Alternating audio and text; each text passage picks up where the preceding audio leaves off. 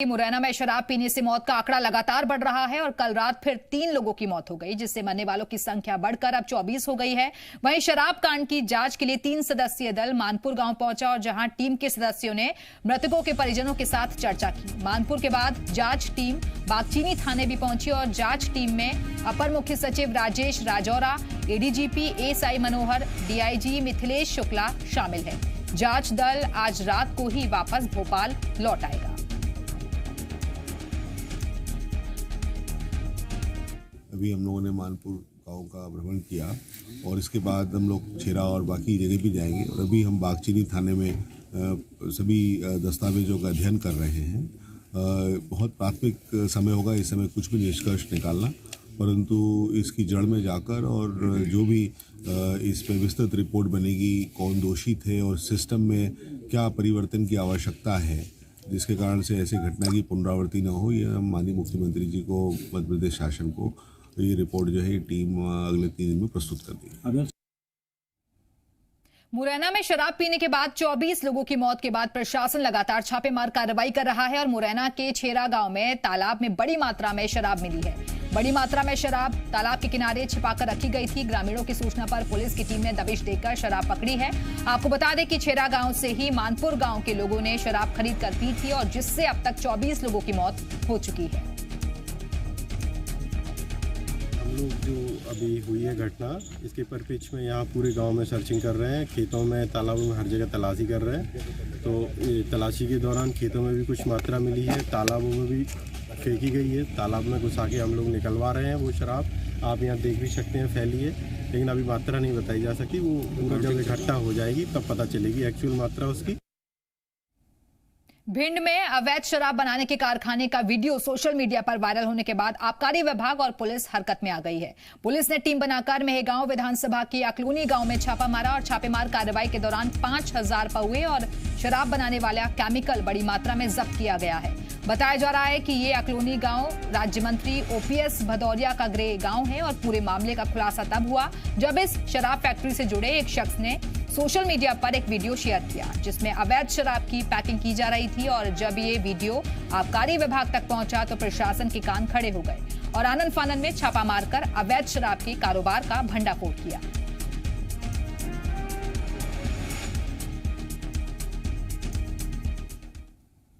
राजधानी भोपाल में corona vaccine को लेकर सीएम शिवराज सिंह चौहान ने वीडियो कॉन्फ्रेंसिंग के जरिए चर्चा की। वीडियो कॉन्फ्रेंसिंग के जरिए सभी जिले के कलेक्टर ने सीएम से चर्चा की और इस दौरान एसीएस सुलेमान ने वैक्सीन को लेकर विस्तृत जानकारी दी।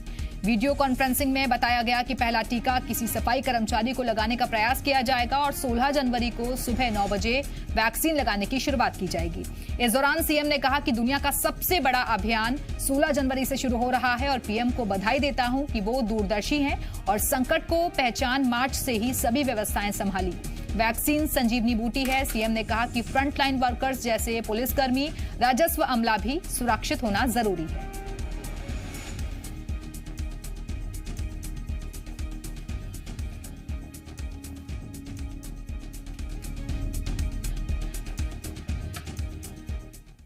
मैंने एक दिन कहा था कि मैं बाद में लगवाऊंगा, इसका मतलब ये नहीं था कि मैं डर रहा था। मन में ये भाव था कि ऐसा ना हो कि सब नेता पहले लगवा के खुद को सुरक्षित कर लें और बाकी पीछे रह जाए। एक प्रोटोकॉल बना हुआ है, प्राथमिकताएं तय की गई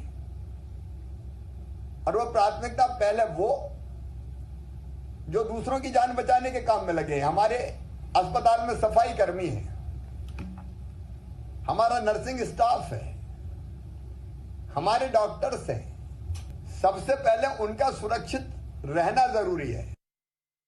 कोई भ्रम, कोई अफवाह उड़ाने की कोशिश हो सकती है। बहुत सोच समझ के, जांच के, परख के फिर यह फैसला हुआ कि ये दोनों वैक्सीन, कोविशील्ड और कोवैक्सीन, इन दोनों का चयन किया गया। कोई ऐसा भी ना सोचे कि बिना रजिस्ट्रेशन के चले आए, आज मैं लगवा लूं, वो नहीं हो पाएगा। इसलिए पहले से समझाया कि भाई रजिस्ट्रेशन जिनका हुआ है उस क्रम में, उस नंबर में अपना नंबर आने पर ही हम वैक्सीनेशन के लिए आएंगे। इसमें कोई सोर्स सिफारिश कि चलो ये आ गया अब इसको लगवा दो, कोई फोन, ये काम नहीं करेगा। जिसका रजिस्ट्रेशन है उसी क्रम में नंबर आते चले जाएंगे और वैक्सीनेशन होता चला जाएगा। कोरोना वैक्सीन की पहली खेप आज ग्वालियर पहुंची और 1,09,500 डोज यहां पहुंची हैं और जिसे संभाग के 13 जिलों में भेजा जाएगा। केवल ग्वालियर की बात की जाए तो यहां करीब 15,360 लोगों को वैक्सीन लगाई जाएगी और जिनमें 14,180 स्टेट हेल्थ वर्कर्स हैं, 260 सेंट्रल हेल्थ वर्कर्स और 930 सुरक्षा जवानों को वैक्सीन लगाई जाएगी। आखिरकार लंबे इंतजार के बाद कोरोना वैक्सीन देख सकते हैं आप, ग्वालियर पहुंच गई है। ये ट्रक है जिसमें रखाकर कोरोना वैक्सीन के करीब 1,09,500 डोज जो हैं वो ग्वालियर पहुंचे और इस समय देख सकते हैं तमाम जो प्रशासन के अधिकारी हैं, स्वास्थ्य विभाग के अधिकारी हैं, वो पहुंचे और जो पूजन का सिलसिला है वो पूजन यहाँ पर की जा रही है। ये देख सकते हैं आप, ट्रक के ड्राइवर हैं, इनके साथ तमाम जो सुरक्षा कर्मी हैं वो भी यहाँ मौजूद हैं। पुणे से चलकर वैक्सीन जो है ग्वालियर पहुँची है। काफ़ी समय से इसका इंतजार किया जा रहा था। देखिए भारत की शान तिरंगा यहाँ पर गाड़ी के अंदर लगाया गया है। ट्रक ड्राइवर हैं, इन सब क्यों भाई साहब कहाँ से आ रहे हैं आप लोग? पूना से। पूना से कब चले थे? परसों रात को 11 बजे। किस तरह रहा पूरा सफर? सही रहा। ये लगभग 1.5 दिन से ये चल रहे हैं और पुणे से इस दवाई को लाया गया है और अब देख सकते हैं यहाँ पर पूजन चल रही है। तमाम जो प्रशासनिक अधिकारी हैं वो यहाँ पर मौजूद हैं। कहीं ना कहीं जो बेसब्री से इंतजार था कि कोरोना वैक्सीन आएगी और एक बड़ी राहत भरी खबर ग्वालियर वासियों के लिए। देखिए जिस तरीके से कल 16 तारीख को देश भर में कोरोना वैक्सीनेशन का जो है काम होगा, उस ग्वालियर से यहाँ 13 जिलों के लिए दवाई जो है सप्लाई की जाएगी। करीब 1,09,500 डोजेस ट्रक में आए हैं। आखिरकार कोरोना वैक्सीन अब ग्वालियर पहुँच गई है और ग्वालियर वासियों को अब 16 तारीख से इस पूरी वैक्सीनेशन का जो काम है वो शुरू किया जाएगा। कैमरामैन विजय के साथ वैभव शर्मा, जी मीडिया, ग्वालियर। मध्य प्रदेश सरकार ने कहा है कि मंत्री और मुख्यमंत्री चौथे चरण में वैक्सीन लगवाएंगे और जिसको लेकर सियासत भी शुरू हो गई है। कांग्रेस ने सरकार की मंशा पर सवाल उठाए हैं। कांग्रेस का कहना है कि वैक्सीन ट्रायल में भोपाल में वॉलंटियर की मौत हो गई है और जिसके बाद से वैक्सीन को लेकर लोग संशय में हैं। ऐसे में सूबे के मुखिया और सरकार के मंत्रियों को पहले वैक्सीन लगवानी चाहिए ताकि आम जनता में वैक्सीन को लेकर भरोसा हो। तो वहीं बीजेपी ने कहा है कि कांग्रेस भ्रम ना फैलाए। अगर वैक्सीन के विश्वास की बात है तो सबसे पहले बीजेपी के पदाधिकारी लगवाने के लिए तैयार हैं। पूर्व मंत्री हरिशंकर खटीक ने कहा कि देश से कोरोना गायब होगा वैसे ही कांग्रेस भी गायब हो जाएगी।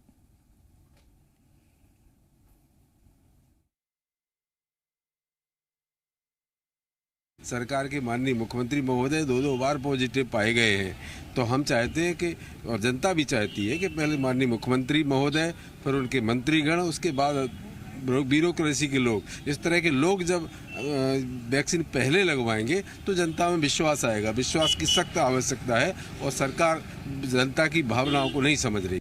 अगर कोई वैक्सीन आई है तो उनको भी स्वागत करना चाहिए हमारे देश के प्रधानमंत्री जी का और मध्य प्रदेश के मुख्यमंत्री माननीय शिवराज सिंह। उनको भरोसा नहीं रहे, वही जो ऐसे लोग कांग्रेस, कोरोना और कमलनाथ, वो सब जानते हैं। वो अब बिल्कुल लोगों को टोटल उनसे विश्वास हट गया है। कोरोना बीमारी भी हटेगी अपने से, कमलनाथ जी हट ही गए हैं और कांग्रेस भी हट रही। और इसी पर आज रात 8 बजे देखिए आपकी आवाज।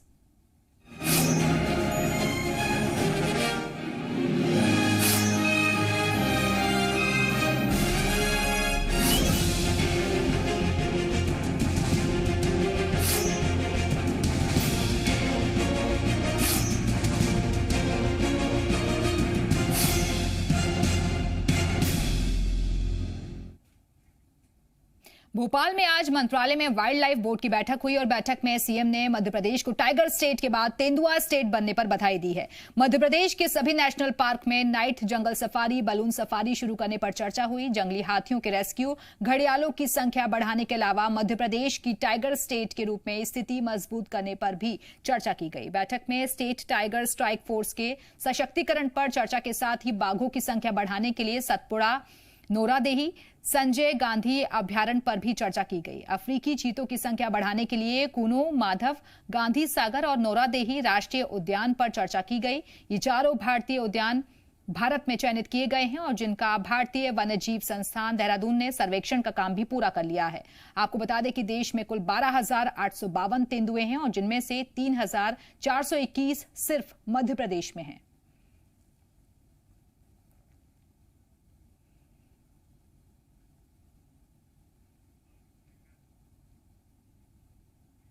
मध्य प्रदेश में पुलिस में करियर बनाने वाले लोगों के लिए अच्छी खबर है। गृह विभाग ने पुलिस कांस्टेबल परीक्षा के लिए आवेदन की तारीख का ऐलान कर दिया है। आदेश के मुताबिक 16 जनवरी से भर्ती परीक्षा के लिए आवेदन किए जा सकेंगे और जबकि 6 मार्च को परीक्षा होगी। आपको बता दें कि कांस्टेबल भर्ती परीक्षा पहले भी 2 बार कैंसिल हो चुकी है।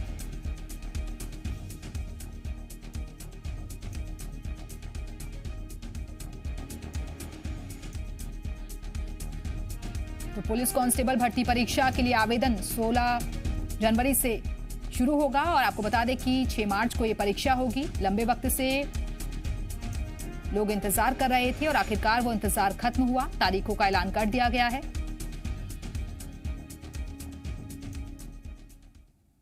दमोह से पूर्व विधायक राहुल सिंह लोधी को मध्य प्रदेश सरकार ने कैबिनेट मंत्री का दर्जा दिया है और उन्हें वेयर हाउसिंग और लॉजिस्टिक कॉर्पोरेशन का चेयरमैन बनाया गया है। दमोह से कांग्रेस विधायक रहे राहुल लोधी बीजेपी में शामिल हो गए थे और जिसके बाद दमोह में उपचुनाव होने हैं, लेकिन इससे पहले ही उन्हें कैबिनेट मंत्री का दर्जा दे दिया गया है।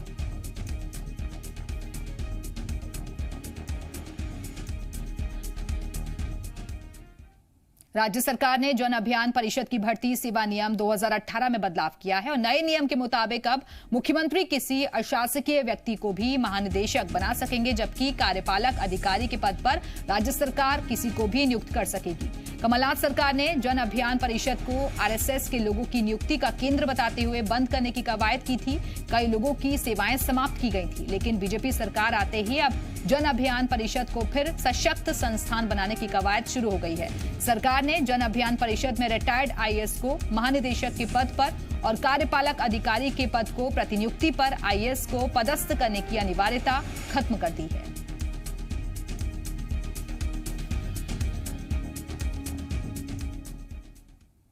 जन अभियान परिषद की भर्ती सेवा नियम 2018 में बदलाव पर कांग्रेस ने सरकार पर हमला बोला। कांग्रेस का आरोप है कि बीजेपी सरकार का आरएसएस के लोगों को उपहार देने का ये फॉर्मूला है। भूपेंद्र गुप्ता ने कहा कि बीजेपी ने जन अभियान परिषद को आरएसएस का एजेंडा पूरा करने का माध्यम बना दिया था। कमलनाथ सरकार ने परिषद में खामियां दूर कर दी थी, लेकिन बीजेपी सरकार आते ही फिर से षड्यंत्र शुरू हो गया है। वहीं बीजेपी नेता लोकेंद्र पाराशर ने कहा कि जन अभियान परिषद सेवा कार्यों की संस्था है। कांग्रेस हर मामले में राजनीति तलाश करती है।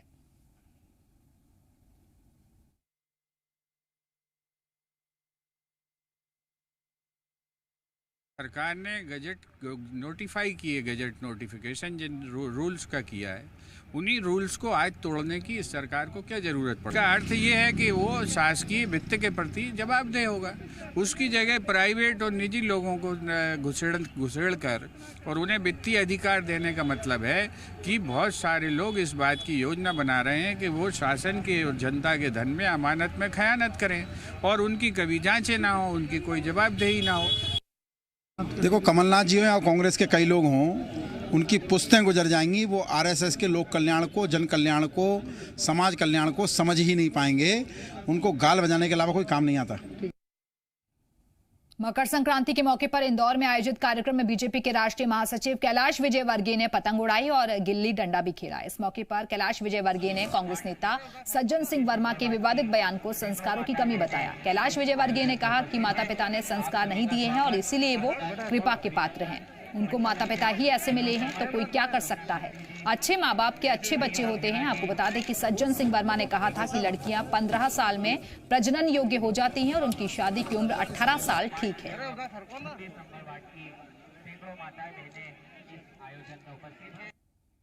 देखिए, ये संस्कारों की कमी के कारण इस प्रकार के बयान आते हैं। अब संस्कार उनके माँ बाप ने अगर नहीं दिए तो वो बेचारे कृपा के पात्र हैं, उनके ऊपर दया करना चाहिए।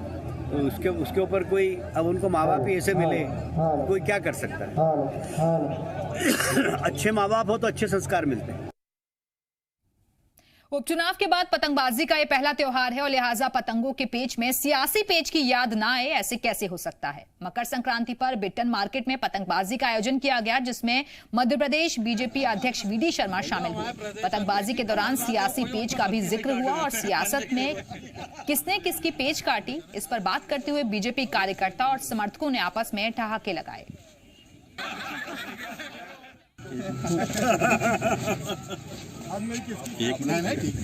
पेच भी तो बढ़ा दे। इसमें कमलनाथ की कौन सी भैया हमारे प्रदेश अध्यक्ष जी कमलनाथ है, कोई उनको सद्दी से काट देते हैं, पंजे की जरूरत नहीं कटेगी तो कमलनाथ की कमलनाथ भाई साहब, अब आगे कौन आ रहा है उसकी काटना है, उसको तो दिल्ली भेज दिया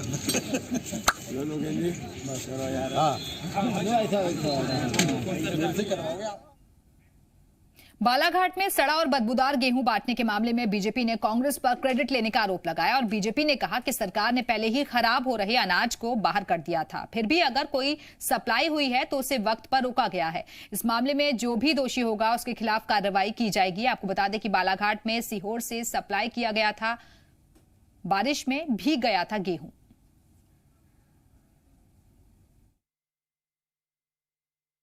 इस तरह के बेमानी आरोप लगाकर कांग्रेस पार्टी माहौल नहीं बना सकती। वेयर हाउसिंग कॉर्पोरेशन ने, हमारा सिविल सप्लाईज कॉर्पोरेशन ने सारा वो गेहूं जो आदमी के खाने को योग्य नहीं था, पशु का आहार बन सकता था या फिर फेंका जा सकता था या कोई और उपयोग हो सकता था, उस सबका पहले ही टेंडर कर दिया था। लेकिन एक बात बहुत स्पष्ट है कि अनाज जो है कोई मैकेनाइज्ड प्रक्रिया से नहीं बनता है। ये एक सामान्य प्रक्रिया के तहत यदि खराब होने की और जानकारी मिलती तो निश्चित रूप से उसको पहले ही अलग कर दिया जाता। इस मामले में यदि कोई दोषी पाया जाएगा तो उसको दंडित अवश्य किया जाएगा।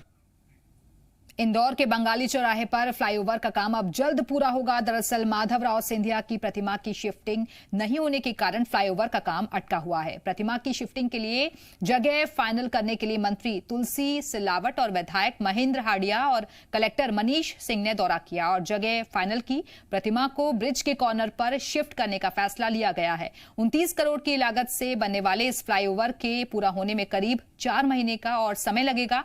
वहीं सांवेर के पास बडौदिया खान गांव में पुलिस और ग्रामीणों के साथ विवाद में महिला की मौत को मंत्री तुलसी सिलावट ने दुखद बताया। जांच के बाद दोषी के खिलाफ कार्रवाई की बात कही, परिवार को आर्थिक सहायता और पूरी मदद का भरोसा दिया।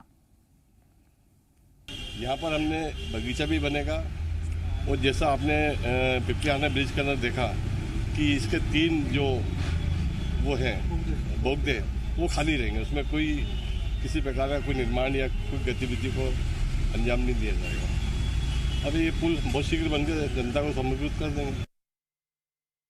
हमारे देश के पूर्व केंद्रीय मंत्री स्वर्गीय माधवराव सिंधिया जी की प्रतिमा का स्थान अभी यहाँ के लोकप्रिय विधायक महेंद्र हाडिया जी ने बताया ये स्थान उपयुक्त है हर प्रकार से, इसलिए वो प्रतिमा वहाँ से हटाकर यहाँ लगाई जाएगी और उसकी आसपास की बगीचे की, हरियाली की, हर चीज, यातायात की, सबकी समुचित व्यवस्था हम लोग करेंगे। एक अदद अच्छी नौकरी के लिए हम जिंदगी भर परेशान रहते हैं और जब करोड़ों की नौकरी की बात हो तो कहना ही क्या। लेकिन शिवपुरी के जितेश कुमार इन सबसे ऊपर उठ चुके हैं। जी हां, जितेश कुमार 1 करोड़ की नौकरी को छोड़ सन्यासी बनने जा रहे हैं। वो बाकायदा शिवपुरी में आयोजित हुए जैन धर्म के दीक्षा मुहूर्त कार्यक्रम में शामिल हुए। उन्होंने बताया कि 30 मई को दीक्षा होगी और उसके बाद वो जैन धर्म के सन्यासी बन जाएंगे। जितेश कुमार दुबई में 1 करोड़ के पैकेज पर नौकरी कर रहे थे और उन्होंने बताया कि वो तमाम पारिवारिक जिम्मेदारियां पूरी कर चुके हैं और भौतिक सुख कभी खत्म नहीं होता। हालांकि जितेश शुरू से जैन सन्यासी बनना चाहते थे और ऐसे में अब वो दीक्षा लेकर पूरी तरह से धर्म और सत्य के मार्ग पर चलेंगे। खास बात यह है कि जितेश के इस फैसले में उनके परिवार का भी पूरा सपोर्ट है। सिवनी जिले के पेच टाइगर रिजर्व की बफर जोन में दुर्लभ प्रजाति का काला तेंदुआ देखने से पर्यटकों में बेहद उत्साह है और यही वजह है कि पेच टाइगर रिजर्व में बड़ी तादाद में पर्यटक काले तेंदुए को देखने पहुंच रहे हैं। पेच प्रशासन ने बताया कि तकरीबन 5 महीने पहले काले तेंदुए का शावक पार्क में देखा गया है।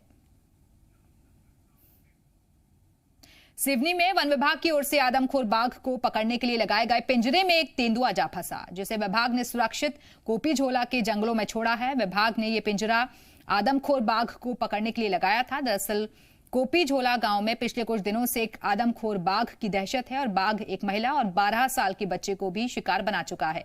गांव वालों की शिकायत के बाद विभाग ने 13 जनवरी की रात को गांव में पिंजरा लगाया, लेकिन उसमें बाघ तो नहीं फंसा बल्कि तेंदुआ जा फंसा।